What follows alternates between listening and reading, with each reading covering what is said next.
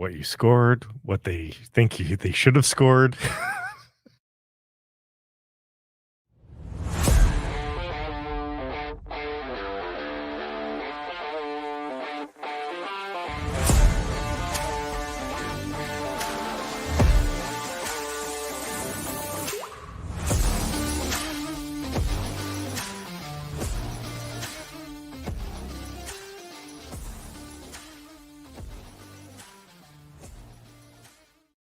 And if you're thinking of hosting a company party, give the Wall Center sales team a call. They'll walk you through at 604-331-1000. Matt Sekeres alongside Blake Price, Mike Rogerson, hitting switches, conducting things. We got a big show coming up for you. And we'll start with our daily poll question. Which Canuck is most likely to set a new career high in goals? You can vote for Jake DeBrusk, Dakota Joshua, Quinn Hughes, Elias Pettersson. You can go off the board and reply. If you believe it's someone other than that quartet, do so at Sekeres and Price, our X and YouTube channels, Blake Price. And I hope you had a wonderful BC Day long weekend. Yeah, not bad. You? Very quiet. Kept it quiet. We hit up Kitts Beach a couple of times. But other than, I tell you this every year, I like being in Vancouver in the summer. Like, this is kind of why I live here. It is just absolutely gorgeous. And so I like to take advantage of the comings and goings here in the city in the summer. I know you like to get away to your cabin.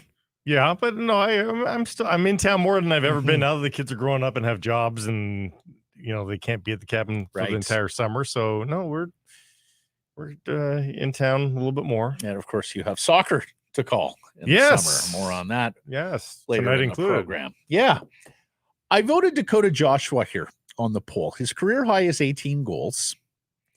And look, there might be better bets to exceed their career high when you go down lineup. I wasn't going to write in, Kiefer Sherwood to get to 11. Yeah. Okay. I could see that happening. Danton Heinen to get to 19. Yeah. I suppose I can see that one as well. But I stuck to our list and I voted Joshua just because he misses 20 games last year with that broken hand after the fight in Chicago. I mean, he's well north of 18 if he doesn't miss those 20 games. He gets to 20 for sure. Oh, for sure. Yeah. Hughes' career high is 17. Pettersson 39, so he'd need to be a 40-point scorer. I see Jake DeBrusk is getting a lot of love in the early voting. Now, his career high is 27. And we do this with every free agent trade edition. We look at their career goal totals and we think, can they get to the next milestone? More often than not, the answer is no. Certainly was no with guys like Brandon Sunner, Louis Eriksson, others whom we have played this game with. Do I think DeBrusk can get to 30 over the course of his contract? Yeah, absolutely. This year, the first year, don't know. Anyways, I voted Joshua. Yeah, I mean, that's the most logical one to choose, the lowest threshold, but probably the lowest skill level, with all due respect to the other participants. But those guys have already posted decent numbers. I think what we might have seen for goals for Quinn Hughes is maybe already a career high. Like I don't think that's necessarily a knock against him. If he's getting 13 to 15 goals a season, but he's getting 75 assists, I think you're okay with that from Quinn Hughes. So I don't need to see 20 goals out of Quinn Hughes.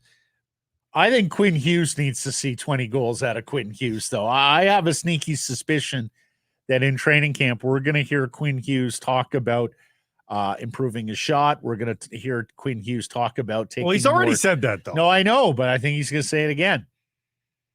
And taking more forays, pinching off the point. Honestly, Matt, if you had told me he had a 17-goal season a year ago, I would not have believed you. Fair.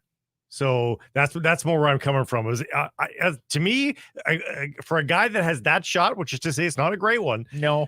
For him to get 17 goals, it is. Yeah. That's what I like about it. Yeah. And I think we're moving beyond the days of the big clapper from the blue line, right? You just don't see a lot of goals scored at distance. You don't see a lot of power plays designed to load up a huge shot from a defenseman You don't like on the the blue Bushbaum? line. You're not a big Bushbaum Well, fan? I mean, there's still some guys, but it's more certainly in the case of Hughes and other guys who can walk the line.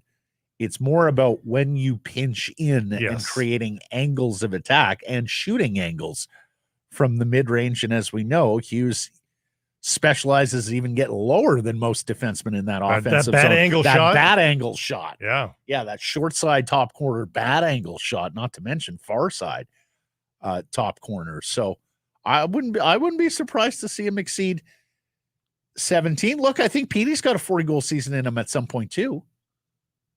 But that's the tougher one to get to. So I'll go to Brusque. If it was merely eclipsing your previous year, I think Petey is a better candidate to meet that criteria. But if we're talking PBs here, using Olympic vernacular, it's a lot for me to see Elias Pettersson go from 34 to 40. And DeBrusque likely to play that bumper spot on the first power play unit, increased where he'll usage. be flanked by JT Miller, Elias Pettersson. Suspect that Besser will be the net front guy, and then Hughes quarterbacking things from the back of the pack. And last week when we were talking about, do the Canucks exceed their goal count from last year, which was 6th best in the National Hockey League. And if you prescribe good health to all the top players like we saw last year, I do think you're looking at a team that's got more firepower offensively and is going to be able to score more goals. But the staying healthy part is the big one, because of course last year they missed almost no games from any of their top 6 or 7 skaters. People might be yelling Nils Höglander, just thinking that I think Nils Höglander is going to be in tough to get back to 24. I think a lot went right for Nils Höglander. Not to say he won't do it again, but to just think it's a linear improvement every year. Nils Höglander is going to 24 is a nice goal total. This is not a 30 goal score. I don't think. I think he's going to be in tough to get to 24. Sticking with the NHL here before we move on to Canada at the Olympics, Blake, we are now a week into August and still no trades from some of the big names that are out there and available on the trade market. Now, we'll get into this with John Shannon a little later on in the program, but Marty Necas is still a Carolina Hurricane. Mitch Marner is still a Toronto Maple Leaf. Nikolai Ehlers, Rutger McGroarty are still Winnipeg Jets. Trevor Zegras is still an Anaheim Duck. And, of course, Patrick Laine is still a Columbus Blue Jacket. Are you at all surprised that it has gone as quiet as it has on the trade front? And are we building towards a whole lot of activity in the days and weeks that are leading up to training camp? I think that you do have to have some momentum in these sorts of transactions sometimes. And I think that summer extracts a lot of that momentum away rather quickly as the month of July, goes on. So I don't think it's going to happen on maybe all of those fronts. I think we might need to get past training camp and past the start of the season for any of those to shake loose. I think you also start as a manager to convince yourself the cost is the uncertainty of that deal is not worth it for me. In the case of a guy like a Mitch Marner, you know what Mitch Marner is. If you're not sure that you're winning the trade, that's right, you're not making that trade. Right, because the Toronto Maple Leafs are trying to win next year. The downside of holding on to Mitch Marner is not that down.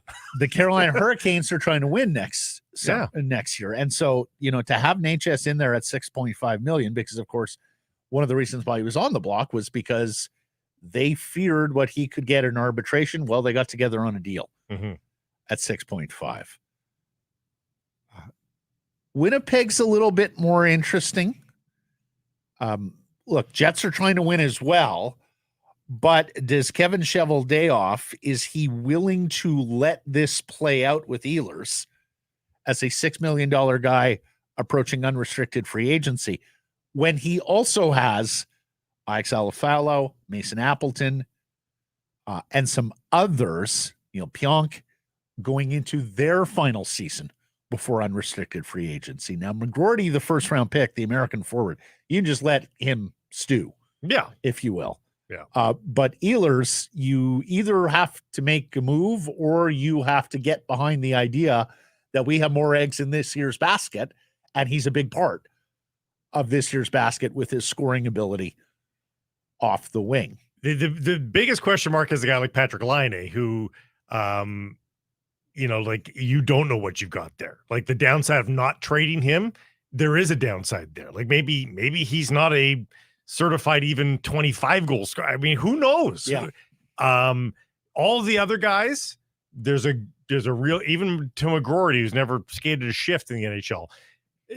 You've got a good case to just hold the ground. And of course, in Zegras' case in Anaheim, I mean, he's a young player, and Pat Verbeek may not think him as part of their core when they're a contending team. But again, you've got time on that one. The Laine suitors are starting to come out of the woodworks here, and you're looking at, for the most part, some teams here who are probably not going to be very good this coming season, if not over the next couple of seasons while Laine is under contract, and thus potential to take the player on, without a lot of risk to the coming season and see if you can hit lightning in a bottle with a guy who at one point was one of the great goal scorers in the National Hockey League. So a San Jose, a Montreal, maybe a Minnesota amongst the candidates there. Just stick with the NHL before moving on to Olympics. Oliver Kylington signs in Colorado, 1 year, 1.05 million. Yeah. I mean, again,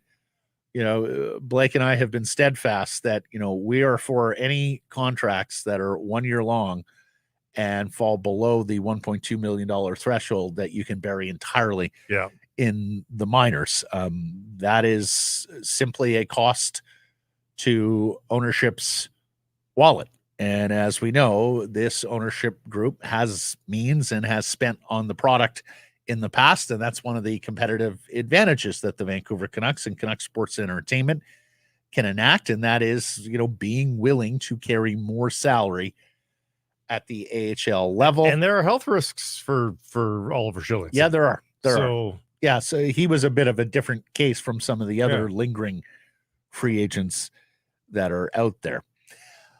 Let's get to our top story, brought to you by Yellow Dog Brewing, Neighborhood Brewing, Yellow Dog Spirits, and Foolish Winery.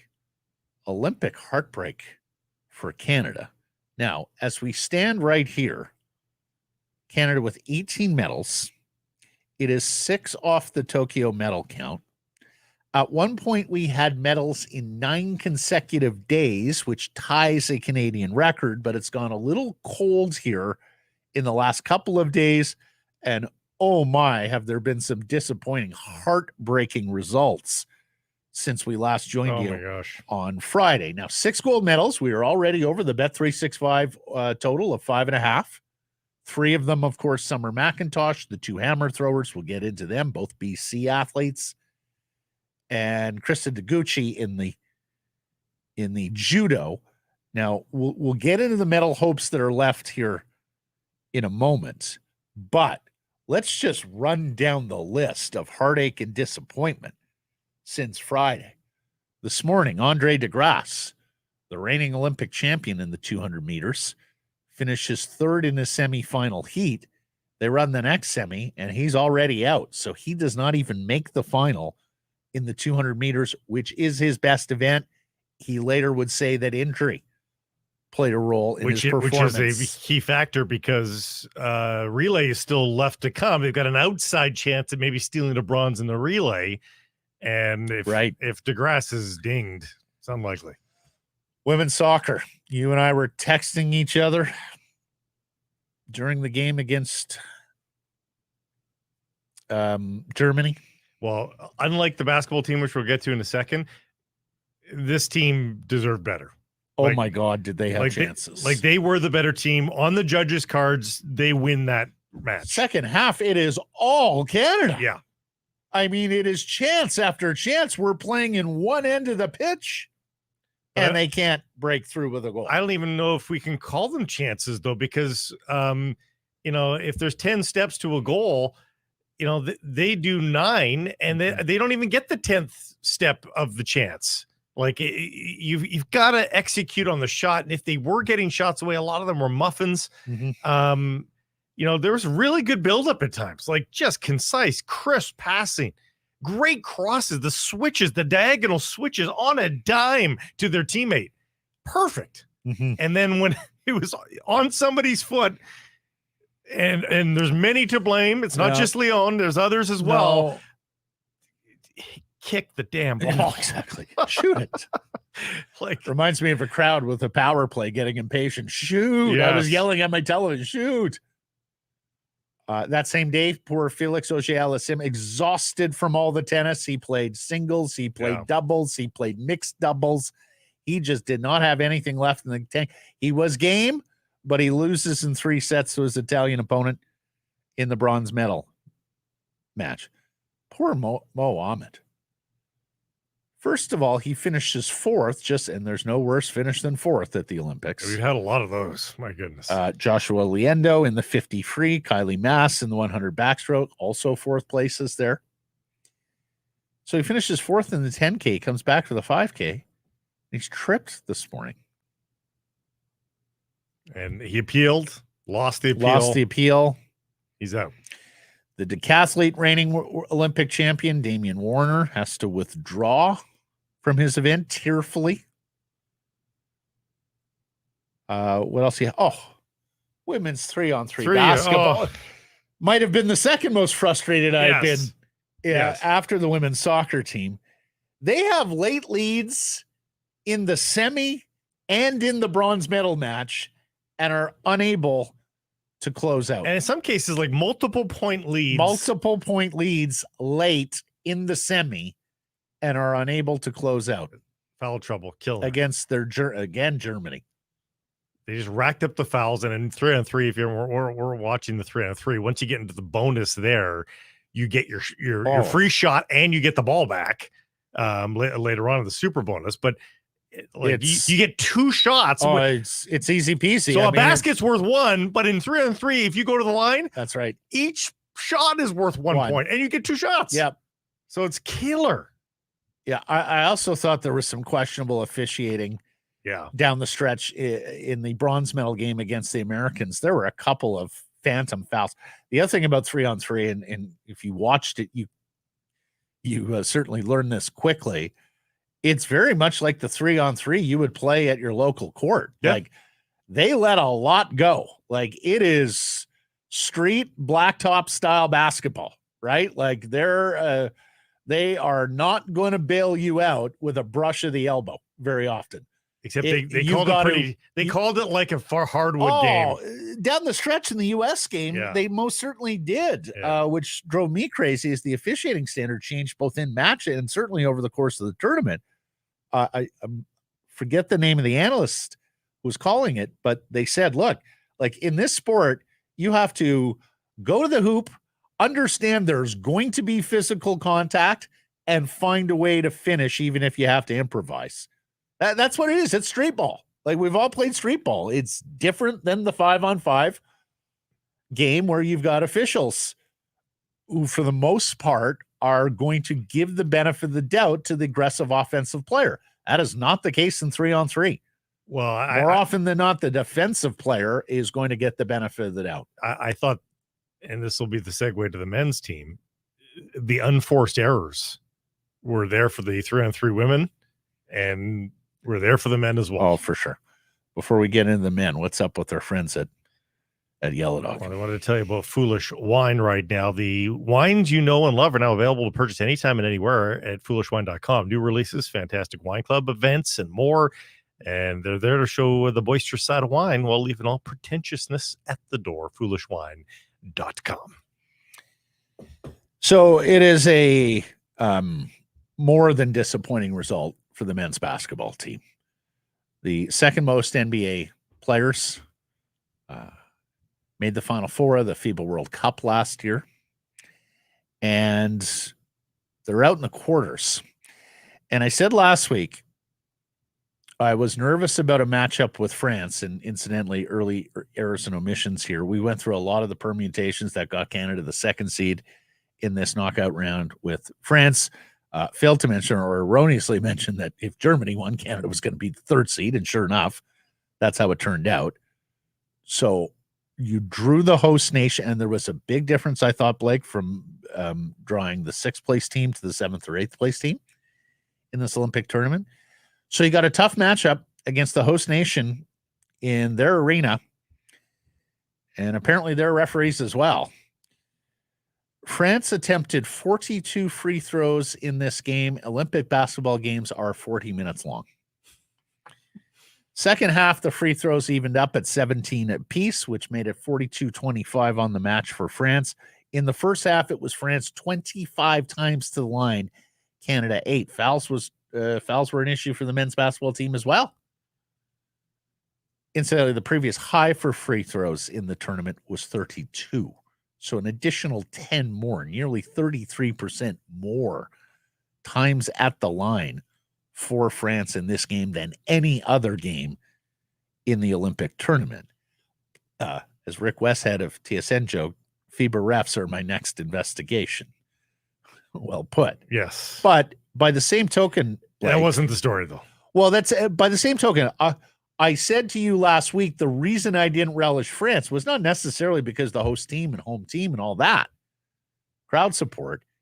It's just the presence of Wembanyama and how difficult he could make things as basically a one-man lane patroller, superior defensive player who could take over the game, particularly against a Canadian team that, let's face it, Jamal Murray, Shai Gilgeous-Alexander, RJ Barrett are best offensive players. They don't want to just sit there and shoot the outside shot. Part of their game is getting to the lane, shooting those mid-range jumpers, getting to the rim, getting fouled.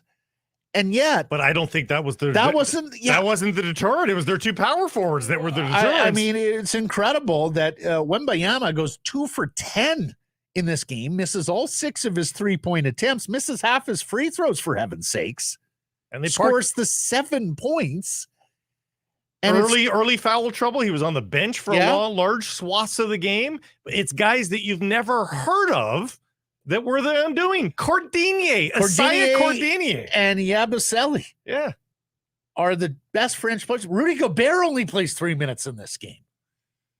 Batum all the NBA players were at best average. Yeah, Batum doesn't score a point, Blake. No. 34 minutes, does not score a single solitary point.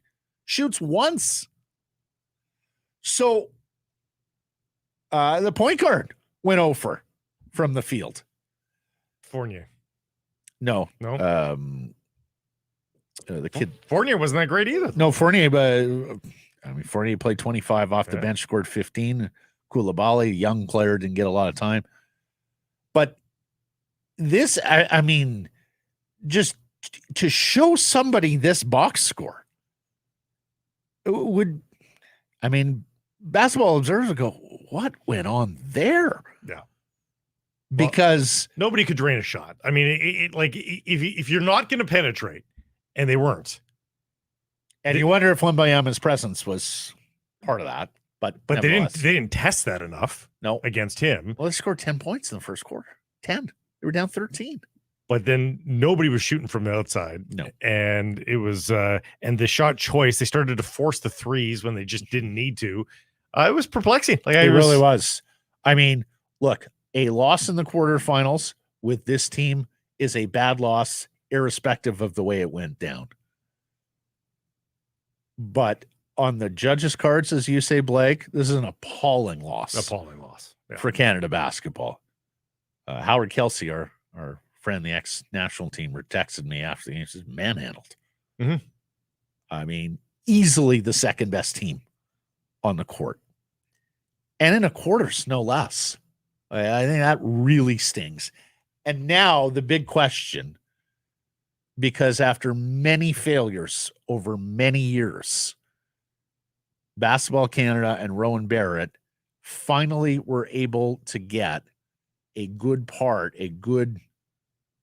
swath of NBA representation on this club. 10 of the 12 players are NBA players.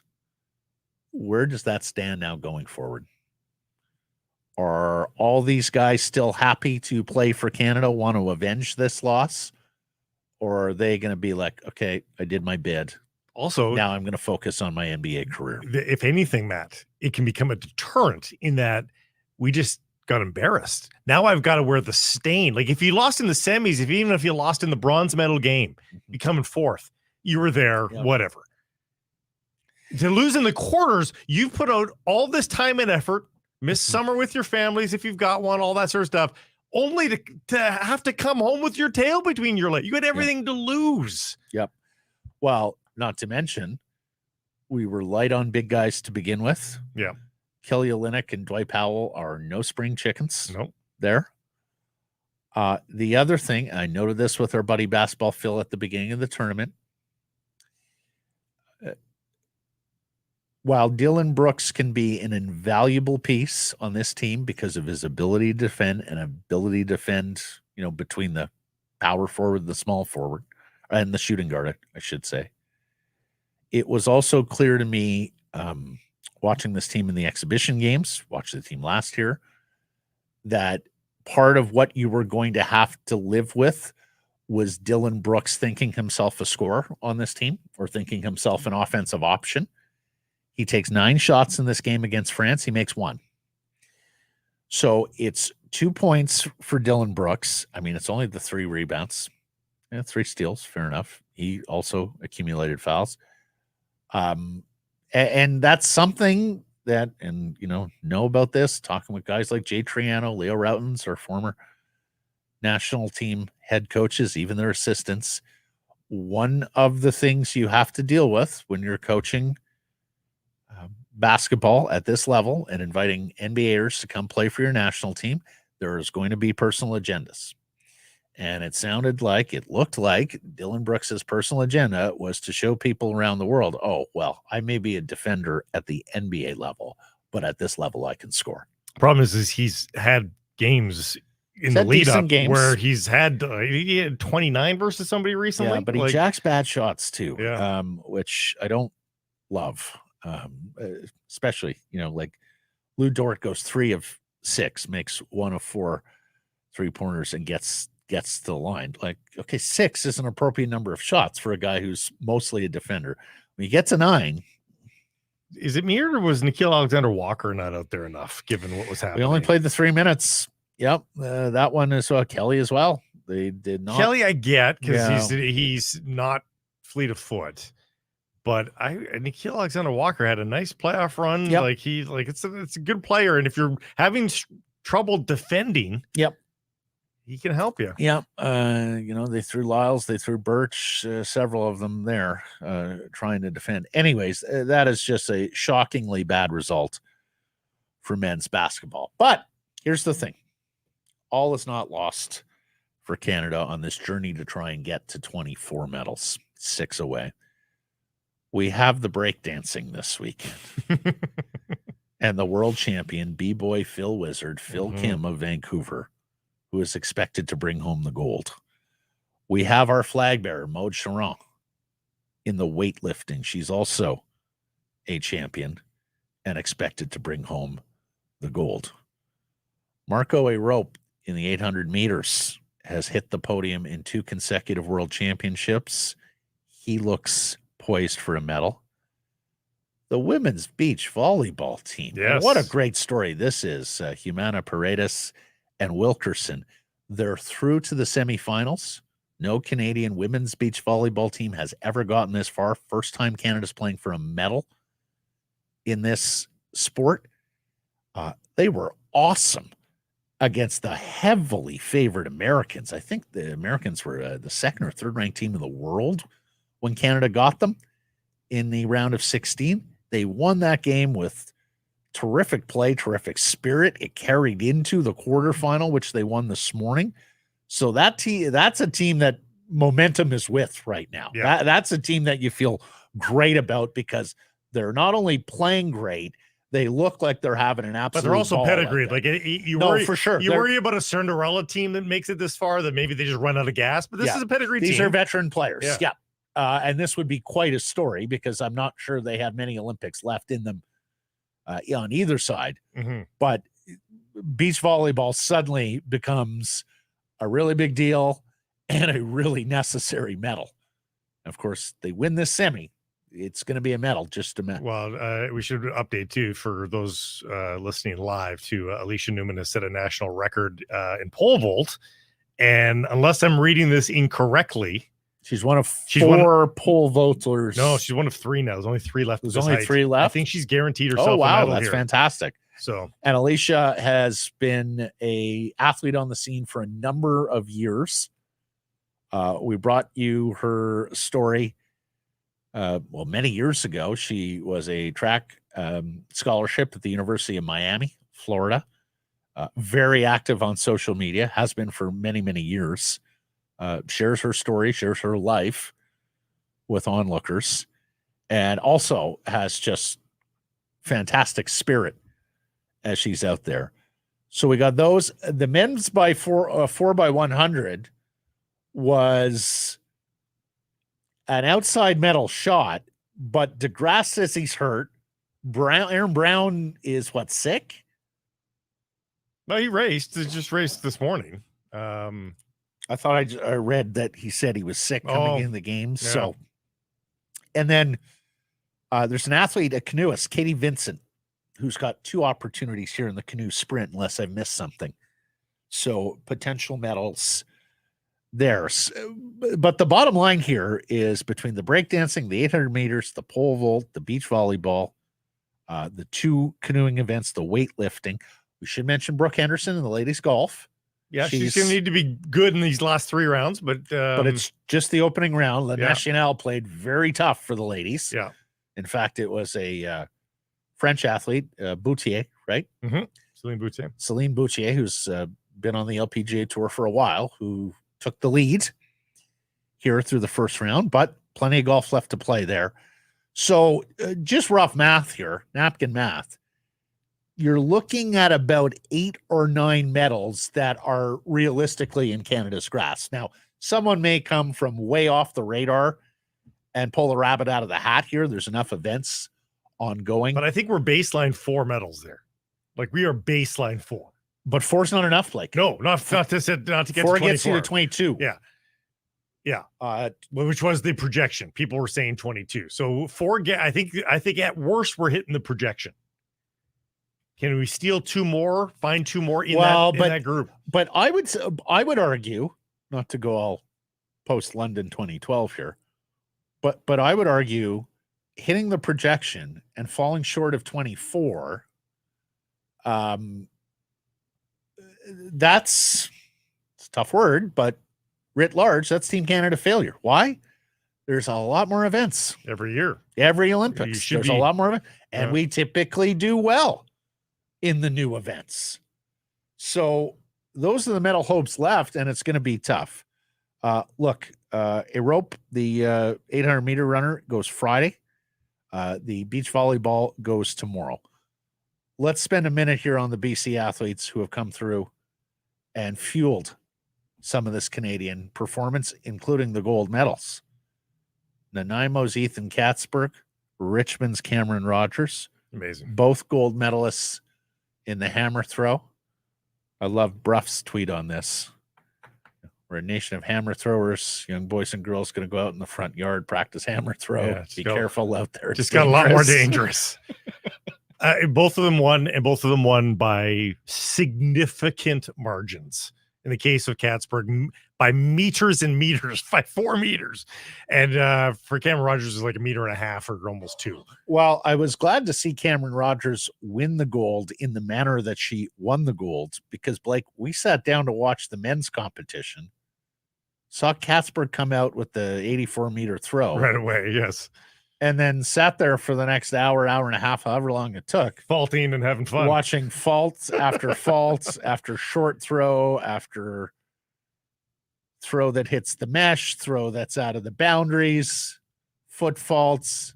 I mean, the entirety of the field was terrible, including Ethan, after that 84-meter throw. But you have to understand from his standpoint, he's got a near Olympic record throw in his first one.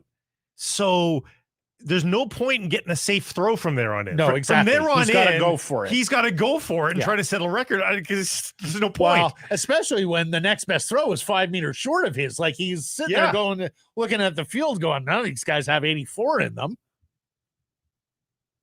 It was fun. Rogers, on the other hand, does it late in the competition. Much more dramatic. What an incredible celebration, too.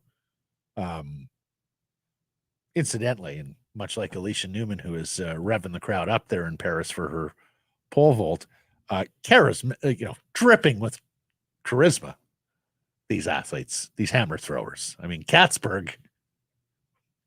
Did you see the tweet from the Australians? How can this guy not be Australian? He does look Australian. Yeah, I can see that. In Rogers' case, she's the first Canadian female to win athletics gold since 1928. 1928 was the first year that women were sanctioned to compete in what was then track and field and what is now athletics. So nearly 100 years between Canadian female gold medalists. And this is the third time ever that a nation has swept the hammer throw gold medals. So congratulations to Ethan and Cameron. It should be incredible homecomings here to Richmond and Nanaimo.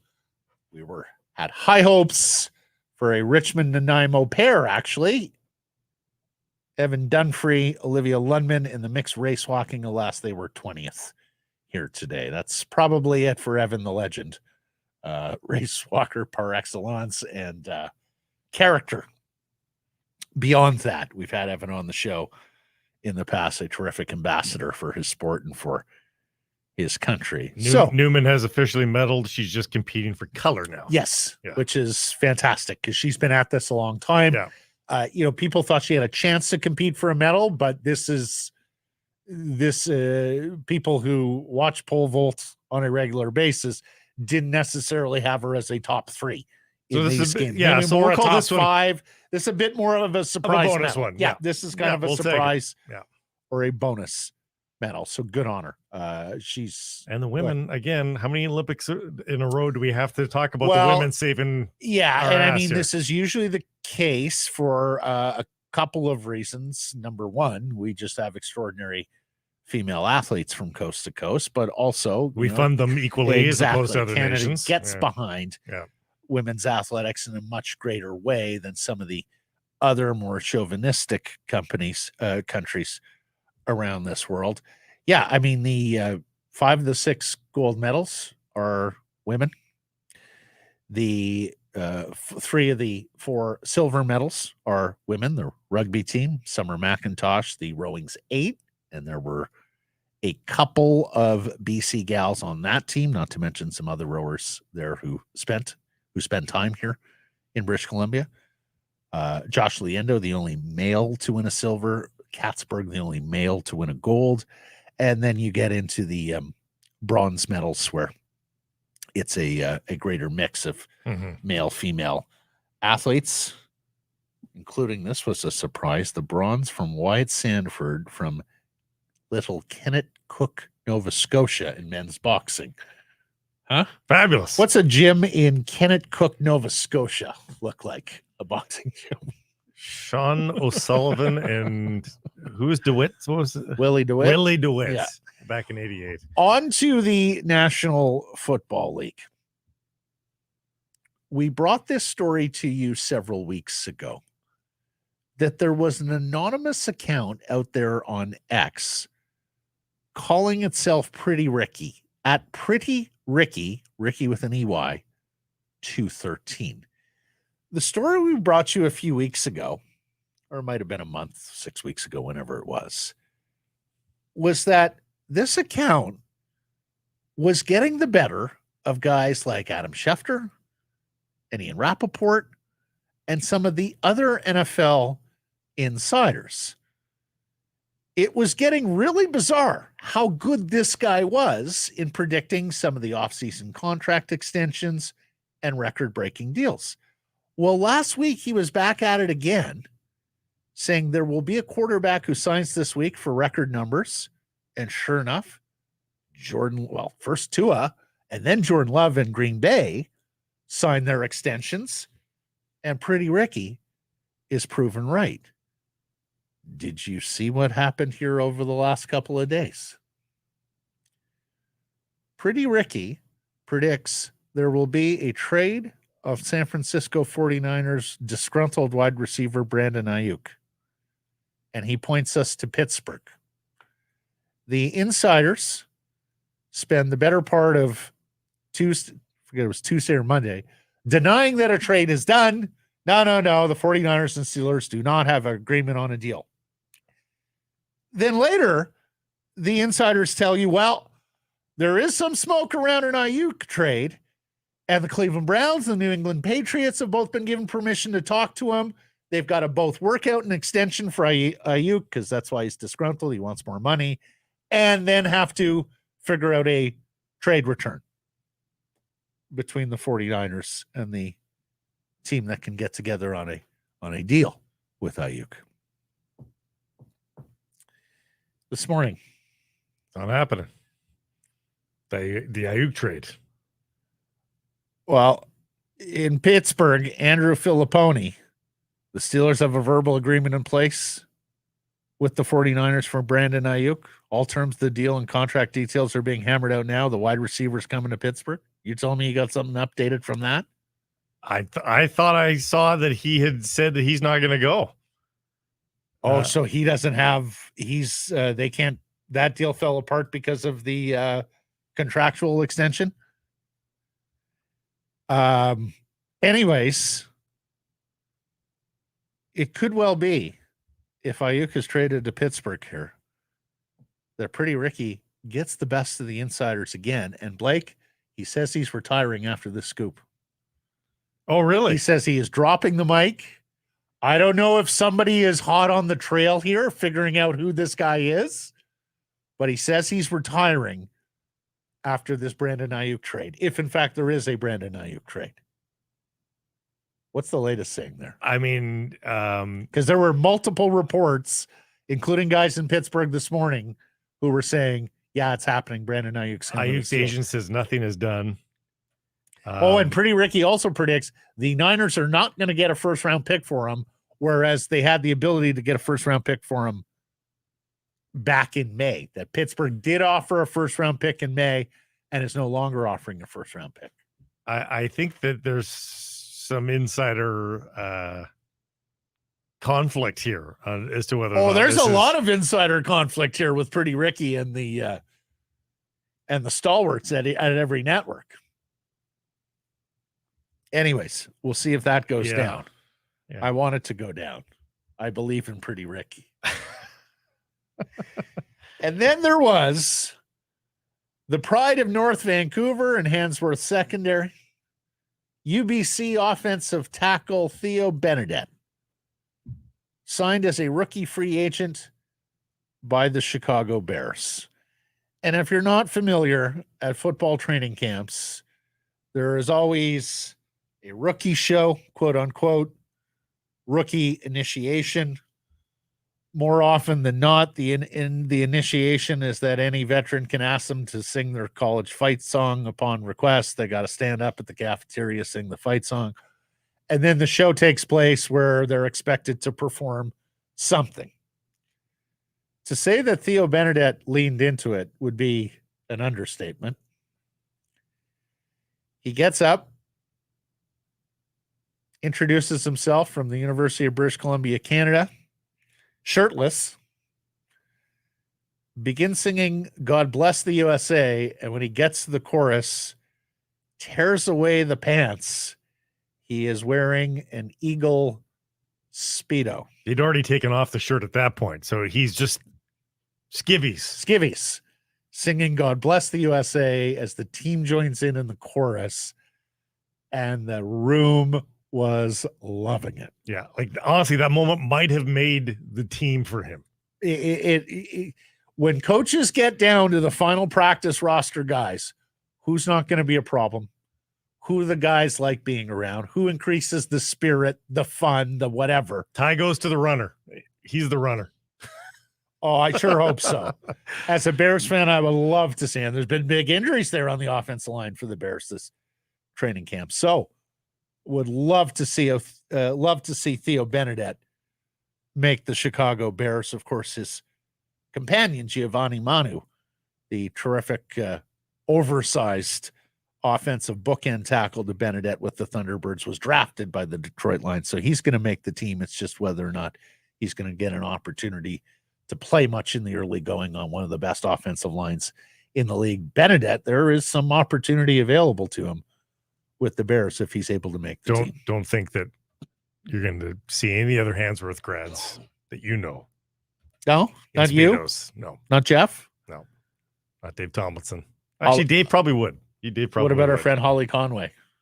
Well, from Version Radio, she probably wears bikinis. Which right, include, fair enough. It would be a Speedos. 2-piece. Yeah. Let's get to today's menu, brought to you by Greta. Greta, great spot to catch the game throughout the season. Quick walk to the Rinker Stadium. Go-to spot for food, drink, fun before and after the games. Make it a game night at Greta, 50 West Cordova, or at gretabar.com. We'll talk to John Shannon here. Many topics to discuss with John, including, is July the new August and August the new July around the National Hockey League? We asked John about Leon Draisaitl. There's been so much smoke about Leon Draisaitl. Do we think a contract's getting done there? And we talked Canucks with John. Liz Pettersson, Dakota Joshua, goal scoring, basically the poll question. And John is adamant about one thing with the Canucks lineup, and it revolves around that terrific third line we saw last year with Bluger, Garland, and Joshua. We'll also talk to Canadiens pitcher Connor O'Halloran. He is a Canadian pitching for the Vancouver Canadians. In fact, he'll make the start on Thursday at the Nat, a fireworks extravaganza. His father, Greg, was a catcher in the Blue Jays organization way back when. He's been pitching for as long as he can remember, went to the University of Michigan, was called up earlier this season from Dunedin to Vancouver, and with the promotion of outfielder Deson Brown to Double-A, he's the last Canadian on the Vancouver Canadiens, at least players. As we know, Skipper is Canadian. As the Seas go into their final month here, chasing a Northwest League playoff spot and, of course, a defense of their Northwest League championship. So all that's coming up here on Sekeres and Price. It is time for our Bet365 Bets of the Day. This segment brought to you by Bet365, proud partner, Sekeres and Price. Blake, where are you going? Well, the Whitecaps have got to this point of League's Cup without Brian White being needed to be amongst the goal scorers so far in this year's tournament. I would say he's due. He usually scores first, but I'm going to give myself a little leeway and not chase the big number of plus 500. I'll take anytime goal scorer for Brian White, which should not be a big ask, plus 175. Well, after watching that French cauldron of an arena at the men's basketball, methinks Germany may have some of the same troubles as Canada did facing the host nation and the FIBA referees in the semifinals. So I'm taking France to advance to the gold medal game. They're the Souchien underdog at plus 165. Going to take them to win straight up. Don't need the 4.5 points. Thank you very much. Open an account at Bet365 today and bet on a huge range of markets. So whatever the sport, whatever the moment, it's never ordinary at Bet365. Use code VANBONUS when opening that account. The final medals for pole vault are being put on pause right now as they sort out who's in on the podium because the bar's jammed. What? They can't move the bar right now. It's electronically, and it's jammed. So there's only 3 vaulters left. They're just sorting out color of medal. Alicia Newman of Canada is one of them. But they're on pause. The bar is jammed. This has been quite a year of pole vaulting. It sure has. Because that's the second bar that's been jammed at the Olympics. Oh, my. John Shannon is next. In a season like this, you never want to miss a single second of what's happening on the ice, and you want to be around your fellow fans, right? Well, Greta Bar YVR at 50 West Cordova, the perfect spot to do so. Hey, if you've got tickets, a great place to pre and post. They've got drink specials every single day. And if you don't have tickets, well, stick around and soak up the atmosphere with all your fellow fans, play all the great video games and air hockey, great air hockey setup as well at Greta Bar YVR. We'll see you there, 50 West Cordova. By the former executive producer, Hockey Night in Canada, co-host of the Bob McCowan podcast. He works in August, unlike many others, Mr. John Shannon, and we love him for it. I work on every day that ends in Y. It's true. Yeah, I know. Wait, listen, they call this a job. Seriously. Only they all had your dedication, John. We always ask John at some point in late June, John, you wait all anytime you can't do the show? No, call any week. Anytime. At tea time, I like, just for the record, I prefer late afternoon golf. There's nothing better, Matt. And, we might even try this up the Sunshine Coast one day. There's nothing better than teeing off at 3:00, finishing your 18, and then having dinner on the patio. It is the best. Yeah. We did it at Northlands last week. Yeah. As a matter of fact, didn't quite tee off that late, but had a meal on the patio thereafter. I love 3:00 tee off. Yeah. People don't play that late. You can take your time. It is glorious. I also find the later I get in life, the body needs to warm up. Exactly. Exactly. Embarrassingly so. I teed off at 7:05 yesterday morning, and let me tell you, that was an experience. I was like, "Ooh, not accustomed to this anymore." Did you guys ever do morning radio? Yep. No. 2 years of it. Yeah, a year and a half. Yeah. Over a couple of times I filled in morning radio.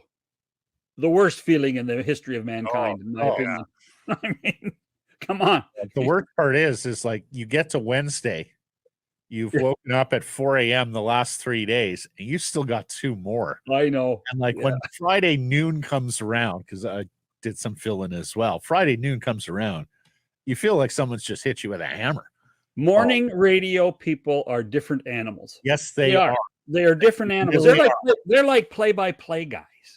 They are just different. Well, funny you should say that. They don't require sleep. They're like, Michael Jordan's like 4 hours and I'm good. Like, that's what morning radio people are. John, the year of morning radio I did was with a play-by-play guy. I did it with John Shorthouse and John McKeechee during the lockout. Oh, my God. Oh, well, listen. If McKeechee was involved, I will just send you my sympathies. That's all I will say. I will send you my sympathies. It's a lot to wake up to every morning. And I fully expect a phone call after he hears me say that. Well, no, here's the thing, though. If you're doing morning radio, you want a guy like McKeech. Because he's going to talk. Yeah. Right? You're sitting there trying to get your thoughts together, just trying to feel awake and as though the day has gotten off. And as you can imagine, Shorty was super happy to be doing it. Oh, yeah. John McKeechee is one of my favorite people of all time in this business. We have worked together. We have had fun together, done events together. But your line about having him, we know he knows when to talk. That's the problem. But he doesn't know when to stop talking. Is his issue. Check is still cashing. That's right. You're not paid by the word in morning radio. We bring all this up, though, John, because you'd mentioned something to us off air, and that is for years we were accustomed to the NHL doing all of its business through July, and then every manager basically taking August off or several weeks of August off.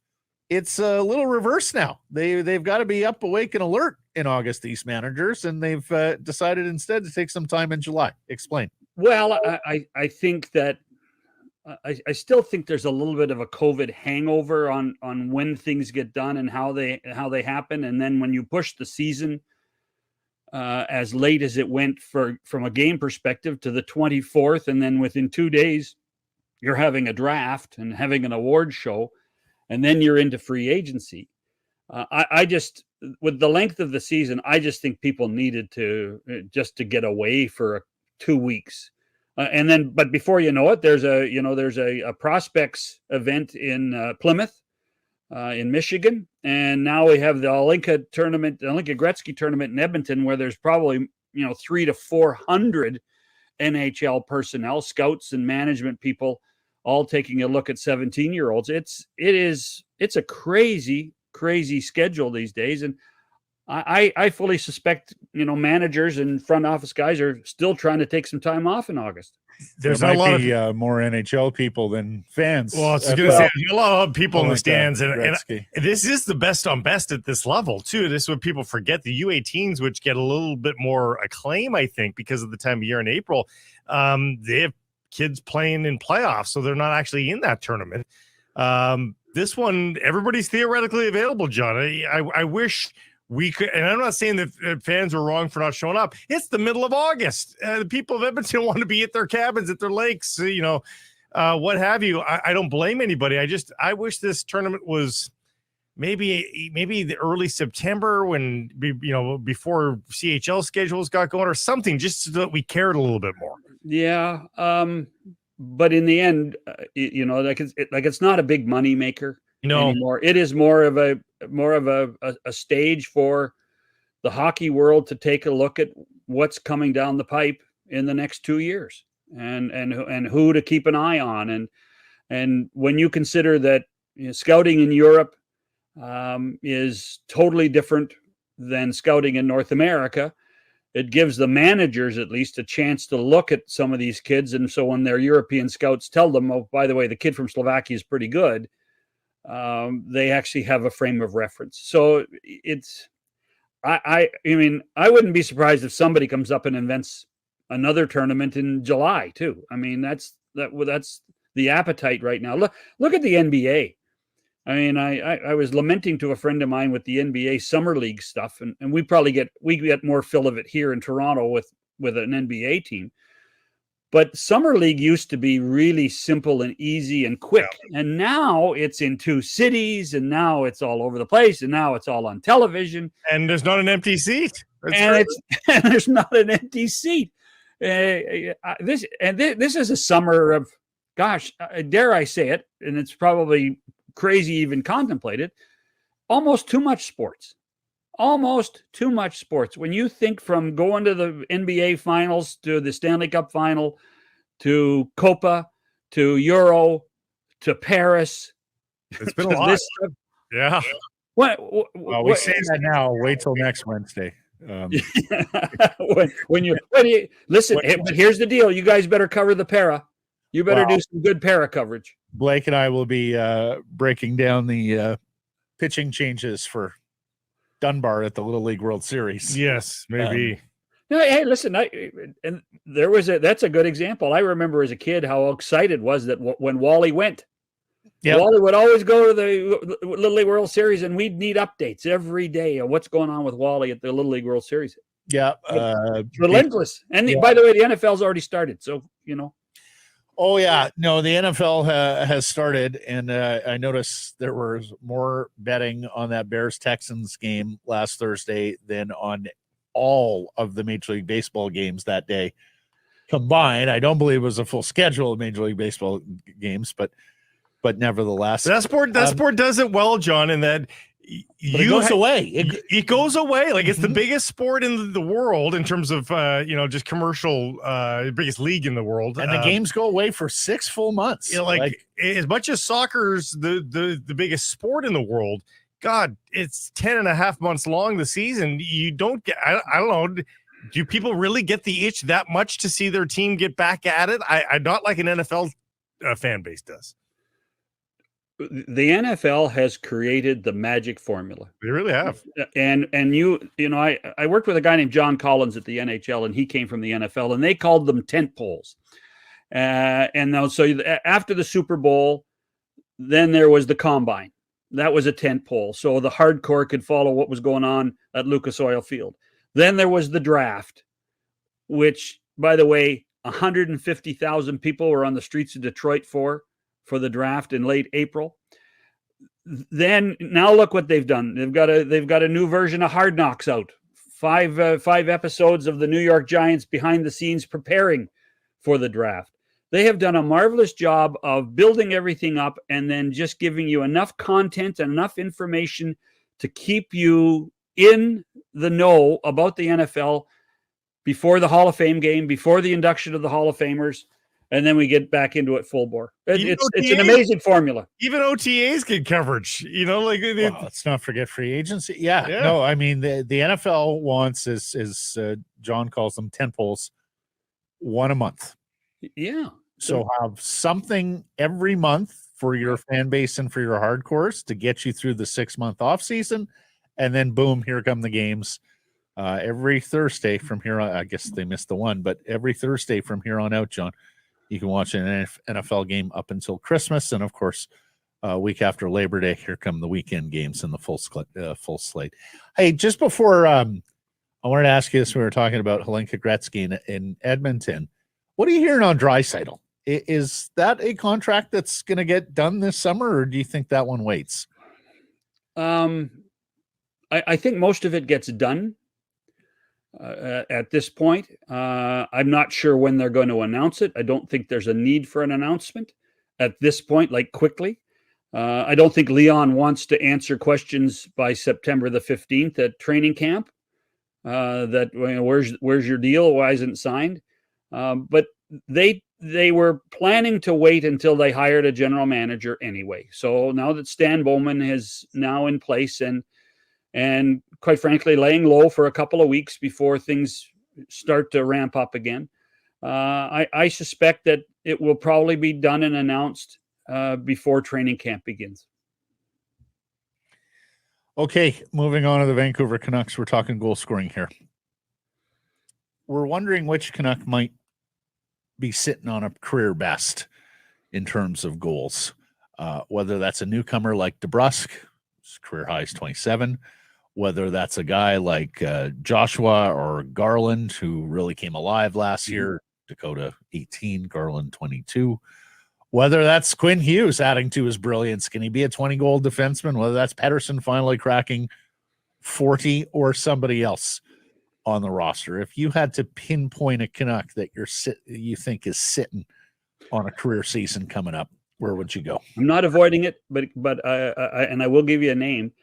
But I think the fact that they had as many points as they did last year and won the division and played as well as they did for 2 rounds of the playoffs, and some of those guys that you're talking about, still have room for improvement, tells you how good this hockey team is.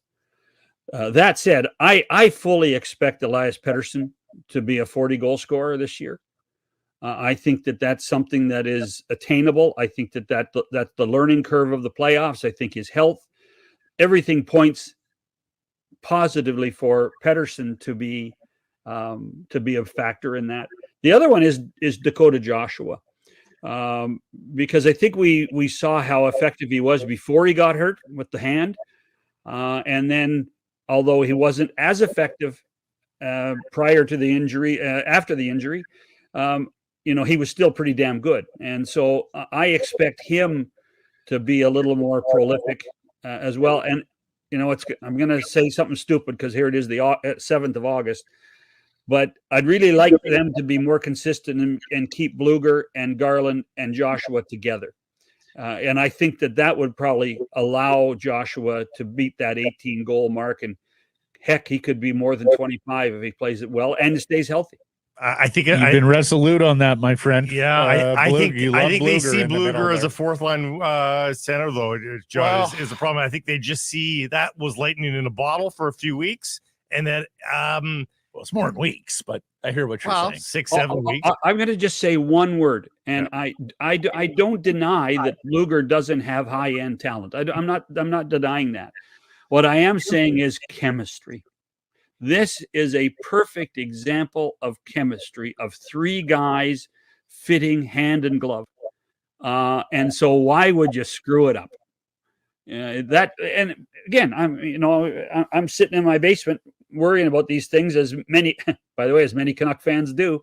That to me is, if you can walk into camp and say, okay, we know what we have. We're going to have that 3rd line of Bluger, Joshua, Garland. Now we can tweak everything else. Now we can figure out where Jake is going to go and who Jake's going to play with. So I'm trying to make it easy for Rick. I'm trying to give him a little bit of a head start. Well, they always do have that in their back pocket. I think what I would, if I'm Rick Tocchet, I'm curious if you can get more out of that group, out of those two wingers, by putting somebody with a little bit more skill. Not that Pius Suter's an all-world player, but he's probably got a little bit more skill than Teddy Bluger. Can you extract even more? And you've always, if it doesn't work out with some of these other combos, you've always got that in your back pocket. Yeah, you do. But I've been around too long that I've seen guys, move from line to line, and the impatience of coaches sometimes hurts what that does. And I just love the chemistry when they played together. They were in my opinion, the best third line in the National Hockey League for a long period of time when they were all healthy. And the only one that rivaled them was Adam Lowry's line in Winnipeg. Yep. It was a very, very productive line and came out of nowhere. So why screw it up? Speaking of NHL general managers going back to work in August, because we are in August, Necas, Marner, Ehlers, Sekeres, Laine, McGroarty. All names we were told on the trading block. A lot of flurry, a lot of activity around them. Even going back to the playoffs before even the draft came about with some of these guys. And they all remain on their team as of now. John, what do you think? Are we going to go quietly through the rest of the summer with those guys, or is anybody amongst that group you think poised to be dealt here? Well, I do think the one thing that's happened in the 5 weeks since free agency and the start of the new fiscal year is that guys are sitting looking at their cap and saying, "Well, I know we got $5 million more, but we just don't have very much left." And so the books have to balance, and so it's not a case of trading one for one. It's not a case. Perhaps it's we're doing a three-way deal again. I don't think that there's the appetite, for instance, that people assume about Mitch Marner. I think that there is a desire to re-sign him in Toronto. Scoring goals was not an issue for the Toronto Maple Leafs. Stopping the puck going in the net was. Playing defense was. They hope that that's been addressed. So the Marner thing is, do you risk getting rid of that type of offense for the regular season? That's the one. Necas in Carolina is a fascinating one in that I wonder if Eric Tulsky's a little gun shy to do anything major now that he's officially the general manager.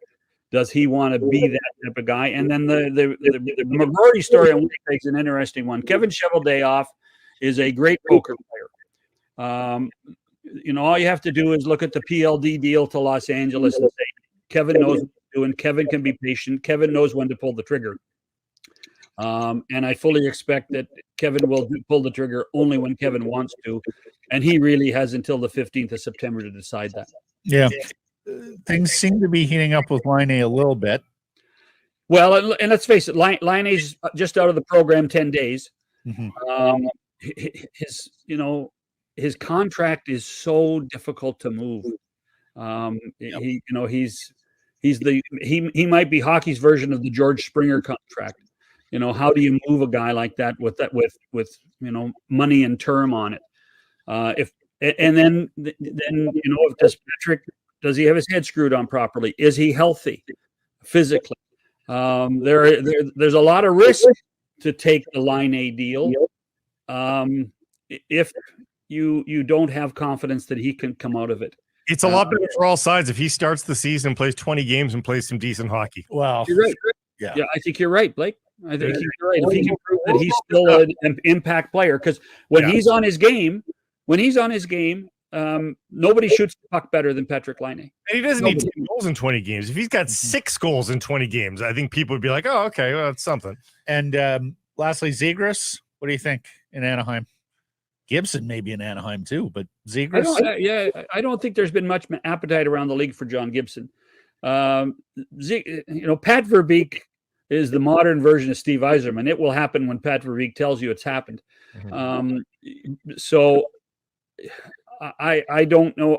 Has he overvalued Sekeres? I don't. That's a question.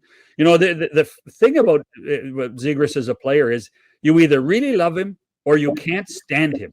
Well, I was going to say, we all overvalue Trevor Sekeres. Like, what is Trevor Sekeres? I don't think any of us know yet. Well, he's a goal-scoring winger who can masquerade at center, but and has become a bit of a poster child for the modern NHL with the tricks. And so there's a lot of hard-nosed, old-school people that say, I don't want tricks. I want goal scoring. I want back checking. Can you do that? And I don't think that you want to overspend on somebody that is unbelievably talented, but can he play the system and style your team needs? Not even that much goal scorers. He's got 23 goals as a career high. I mean, he's young. But what's that? He's young. Yeah, but he's got double the assist. He's a setup man more than anything. Well, but we all know why he's. Listen, he's a 21st century guy that people either love or they can't stand. That's the bottom line. And a lot of these managers are not even 20th century men. We're going to pull them into the Hold on. Jack Adams isn't managing anymore. I mean, come on. Hey, Brandon Montour was a Buffalo Sabre and then a Florida Panther because Bob Murray coached a few games on the bench, you may remember, towards the end of that one season. Yeah. Didn't like Montour on the bench. Next thing you know, he's gone. Okay. Anyways, great tricks today, Mr. Shannon. Thank you for this. Enjoy the Olympics. We'll catch up down the road here in August. Anytime, boys. The Vancouver Canadians are back at the Nat. Catch fireworks, giveaways, and Friday nooners all spring and summer long. Get your tickets at CanadiansBaseball.com. Canadians are at the Nat all this week. Warm weather, beautiful nights. Encourage you to get out to Nat Bailey Stadium. The fireworks extravaganzas on Thursday. Although we know one guy's not hoping for fireworks on Thursday. Nooners on Friday afternoons. Good reason to leave work early. And family fun Sundays. All these games sure to be packed. We talk about how hot a ticket the Canadians are in the summer. Get your tickets early. Don't wait. 604-872-5232. Or go to CanadiansBaseball.com. As long as it's not in his half of the inning, it's fine. Fair enough. Because joining us now, starting pitcher for the Vancouver Canadians, he's a Canadian playing for the Canadians, and he'll start Thursday. It's Connor O'Halloran here with Sekeres and Price. Connor, thanks for this. Appreciate the time. Appreciate it, guys. Yeah, glad to be here. Thank you. How's your summer going? I mean, back home in Canada playing baseball. I mean, it can't get any better than this, honestly. What was it like when you got the call and knew you'd be pitching at iconic Nat Bailey for the Seas? I mean, that was a great moment. I mean, that's what, everyone at that lower level is looking for. So to finally get that call after, being down at that level for a little bit in Florida, it's about 115 every day. Yeah. That's in Fahrenheit too. Yeah. So to finally get that call to be up here, it means everything. We love going to Nat Bailey as an audience, and we understand the players love playing in front of Nat Bailey because there's usually a big audience and it's kind of quaint. You hear a lot of things there in the stands. Tell us what it's like on the bump there at the Nat. I mean, I think it's honestly one of the best atmospheres I've ever played in front of. I mean, the fans go crazy for everything, which is great. That you can tell they just really love being there. They love the game. I love that, there's everyone in the crowd. There's people with their families. There's lots of kids, they all wear their uniforms too.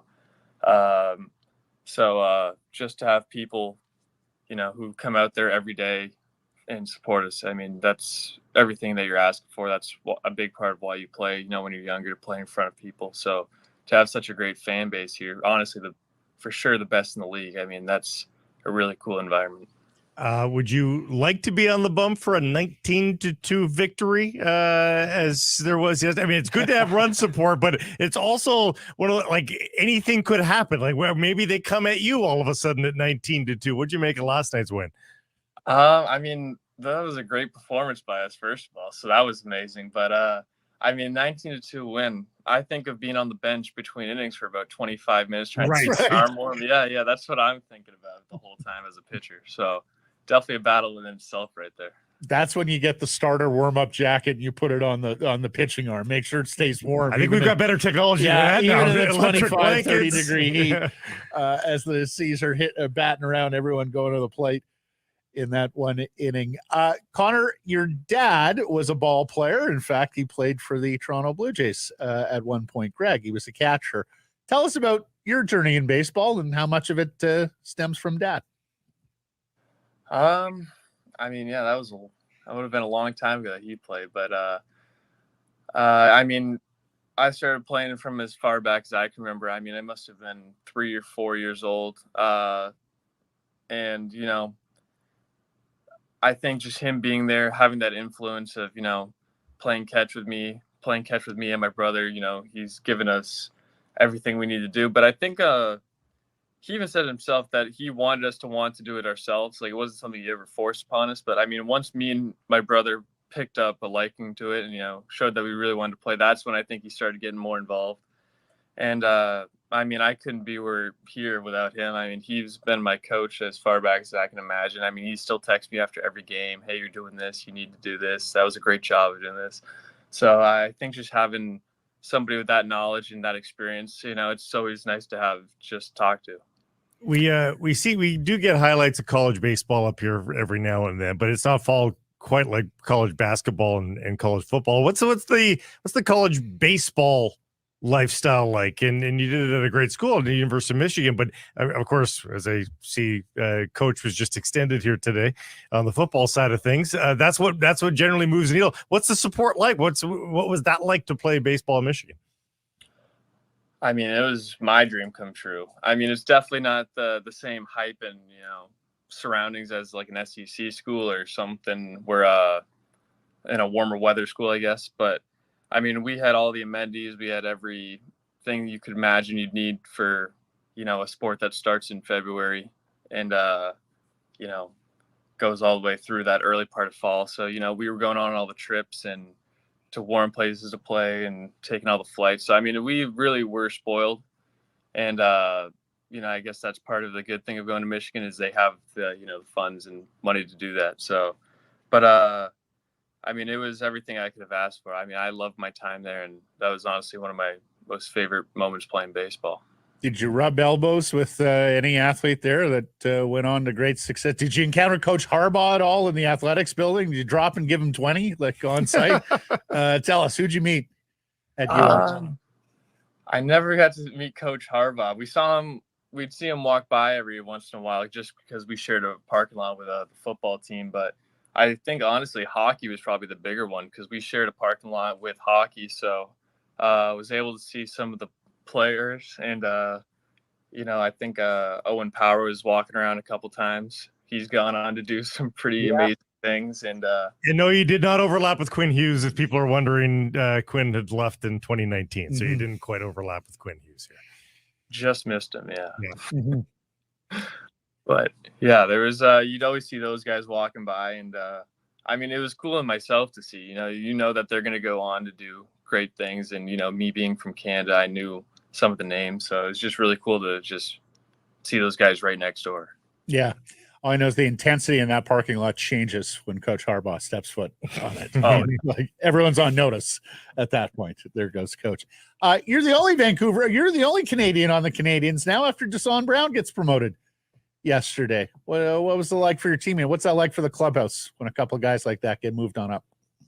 I mean, to have a guy who's such an impact. I mean, it's sad to see him go for, our team specifically, but, everyone in the team knows that, when someone gets called up like that, it's just such a big moment in their career. So to see Deshaun go is, unfortunate for the team, but I mean, he's a great guy and everyone loves him. So everyone is ecstatic that he got called up, announced in the locker room and, everyone gives their hugs and goodbyes. So I think it's a really cool moment to see just that step, someone taking their next step in pro baseball. Well, you've done that yourself, as you alluded to earlier with the move from Dunedin to here. Like, what is that moment like? Do you feel like all of a sudden, okay, I got time traction in my career here. I got the call up and moving up a rung. Is it, do you keep your both feet on the ground, or do you allow yourself to celebrate it?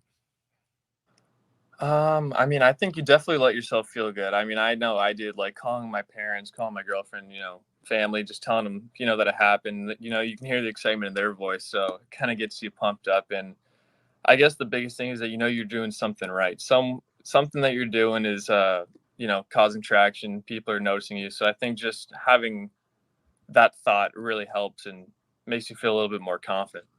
You're 21. You got time on your side too, right? Oh, yeah. The ladder's long, but so is your career, right? Do you feel like you're in the right place, right time, and everything's on track right now?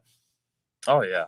I mean, this is everything I could ask for. I mean, I don't think there's any, time clock or anything like that. I'm just trying to, do everything I can every day and get better. And I mean, I love playing here, love playing for the Blue Jays. So, I mean, this is every dream come true. Well, from Mississauga to Michigan to Vancouver, hopefully next New Hampshire, and then one day Toronto. Connor, awesome stuff, buddy. Thank you for making time here. We'll watch with interest and follow your career. Good luck on Thursday, and we'll catch up down the road. Appreciate it. Thanks for having me.